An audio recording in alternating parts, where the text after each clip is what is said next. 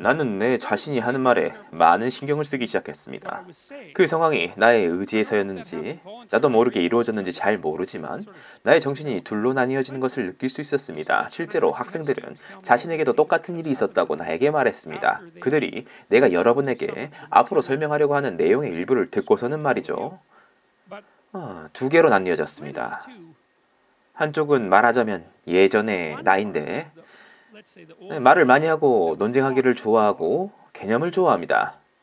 그리고 다른 한쪽은 눈을 크게 뜨고 중립적 판단을 하며 그 예전의 나를 지켜보고 있습니다. 그리고 중립적인 판단을 내리고 있는 쪽은 말을 하고 있는 다른 한쪽을 지켜보면서 말합니다.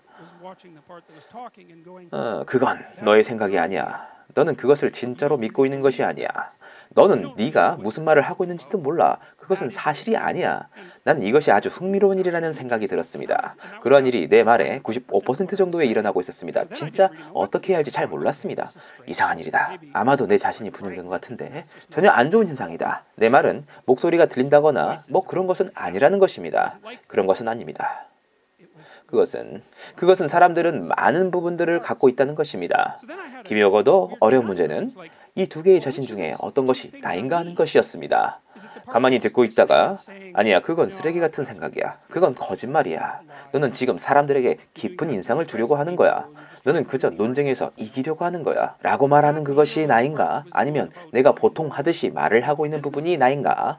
알 수 없었지만 나는 그 비판적인 나를 택하기로 결정했습니다. 그리고 내가 여기서 하려고 했던 것, 내가 배우려고 했던 것은 나를 약하게 하는 말을 하지 말아야겠다는 것이었습니다. 내 말은 나는 지금도 그렇게 하려고 노력하고 있습니다. 왜냐면 내가 말할 때 지금 하고 있는 말이 나 자신을 하나로 일치시키느냐 혹은 분리시키느냐를 항상 느끼고 있기 때문입니다. 나 자신을 하나로 일치시키는 것이 그 상황을 구체적으로 개념화하는 올바른 방법이라고 생각합니다. 왜냐하면 만일 여러분이 할 수 있는 만큼 가장 진실된 것을 말하면 그 말들은 여러분 내면의 깊은 곳에서 나오게 됩니다.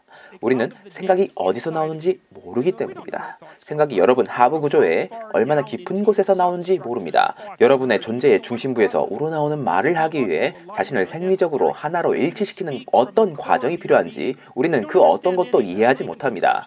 그러나 여러분은 그것을 느낄 수 있다고 나는 믿습니다.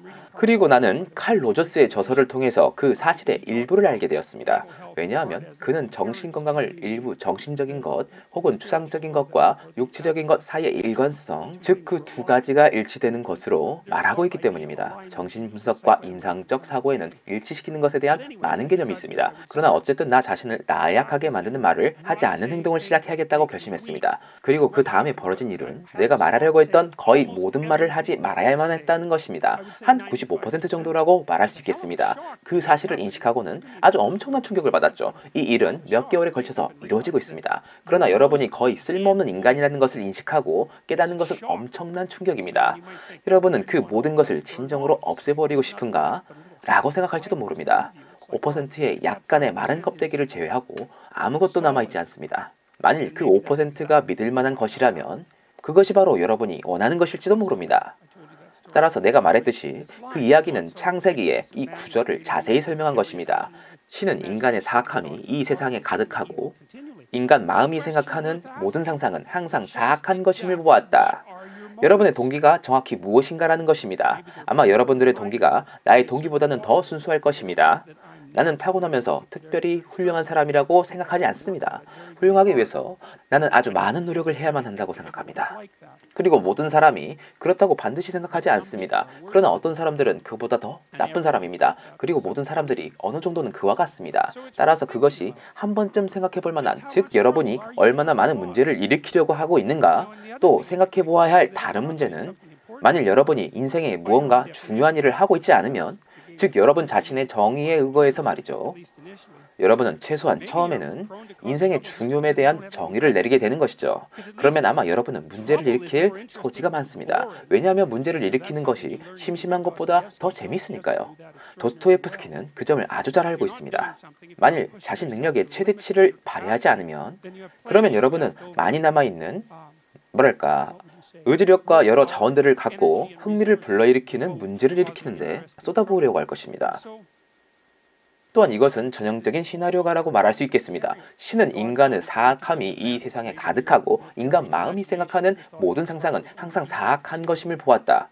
그 구절이 바로 깊이 생각해봐야 할 문제입니다. 그것은 자기 파괴적인 것은 아닙니다. 왜냐하면 그것은 바로 하나의 시도입니다. 그것은 한 질병을 진단내리려고 하는 것이기 때문입니다. 만일 그런 일이 여러분에게 일어난 경우라면, 혹은 어느 정도, 즉 10% 정도, 혹은 90% 정도 일어난 경우라면 그것을 받아들이는 것은 아주 훌륭한 것입니다. 왜냐하면 여러분은 그 일을 멈출 수 있기 때문입니다. 그 점에 대해 안 좋은 점은 무엇일까요? 여러분의 증오 속에 분명히 존재하는 분노를 포기해야 할 것입니다. 그 모든 것, 그것은 매우 화나는 일입니다.